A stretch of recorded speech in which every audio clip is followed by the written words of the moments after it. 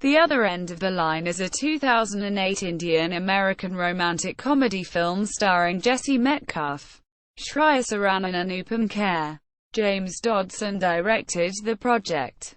The film is based on an employee at an Indian call center who travels to San Francisco to be with a guy she falls for over the phone. The tagline is "Two countries, two cultures, one chance at love." Quote, "It is the first combination between the Indian powerhouse production house, Adlabs, with their American counterpart MGM." The film was co-produced by the Indian-American producer Ashok, Amritraj and Patrick Aiello.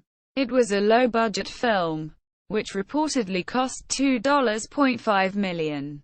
Filming began in October 2007 in Mumbai, and continued in San Francisco during 2008.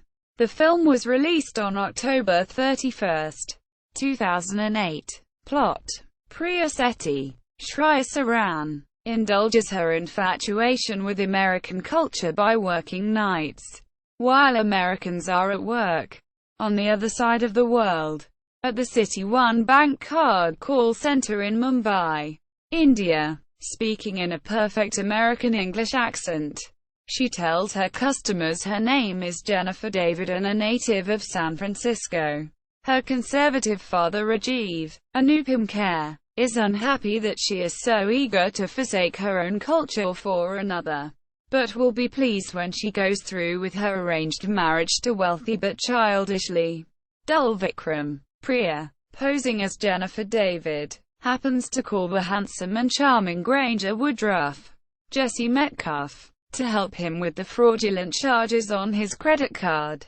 Priya and Granger have an instant connection over the phone. Unable to suppress the intrigue their easy chemistry offers, Priya agrees to meet Granger in San Francisco.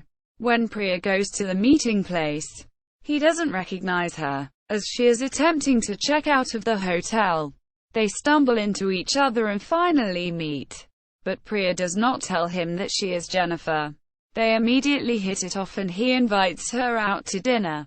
Priya and Granger's relationship blossoms as they share a wonderfully romantic date the following day. They tour the city by the bay by cable car, sample some especially spicy curry, much to his chagrin, and nearly, but not quite, kiss with the Golden Gate Bridge as a backdrop. Improbably, they are falling in love. However, Priya's family has arrived to bring their wayward daughter home, coming to America, and elude the shame of her escapades. Granger struggles with himself mentally for having abandoned Jennifer David for Priya instead, but still doesn't know that the Priya and Jennifer are the same person. Meanwhile, both lovers wonder if they just might be too different for the love to actually be possible. Eventually, Priya and Granger are found out by her parents and he learns that Priya is actually Jennifer David, and also that she is engaged to Vikram. He is angry that she deceived him, and painfully decides to cut their ties. All of Priya's family is happy for the relationship to have ended, except for her 80-year-old aunt, who advises her that life is too short to live to make only others happy. Priya goes to Granger's hotel to fight for the love, but is shattered when she finds his previous girlfriend Mary in the hotel room with him. She is extremely upset that he could forget about her so easily, and he lets her leave and walk out of his life as if forever. Back in India, Priya can't bring herself to accept a lackluster life with Vikram, as she struggles to gently disengage without hurting her family. Announcing to her betrothed's family that she must develop as a person, her once future father-in-law calls her a rude name. Amazingly, her father forcefully stands up for her, points out that whenever she enters a room, people smile, and that he loves her. Granger, too, feels something is missing. While giving the traditional best man's toast at a wedding, he quotes the groom, his childhood best friend, "Nothing should ever hold a man back from his future." Shocked speechless before finishing the toast, he realizes what he may still be able to save. He rushes to the airport, furiously calling the bank in Mumbai with the help of a Hindi-speaking cab driver.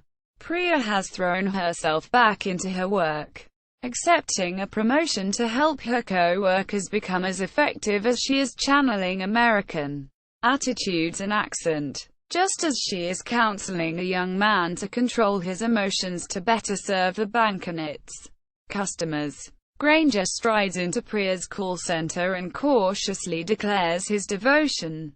With 100 eyes on the couple, a co-worker coaxes, "Kiss him, kiss him." Quote, they kiss for the first time to the cheers of her crew after her shift. As morning breaks, the apprehensive couple finds her family enjoying an open-air breakfast in their sun-dappled garden.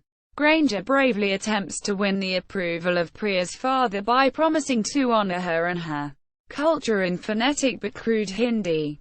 Granger formally repeats his commitment to respect and care for her father thinks it over for a few moments as the family watches him intently, and he graciously accepts the young man, welcoming him to breakfast. Cast: Jesse Metcalfe as Granger Woodruff, Shriya Saran as Priya R.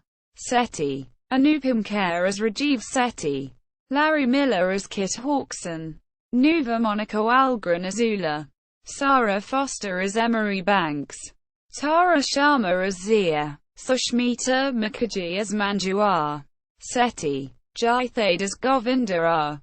Sethi, Kiran Jr. as Aunt Pirmi, Suhaita That as Priya's Aunt No. 2, Ali Fuzzle as Vij.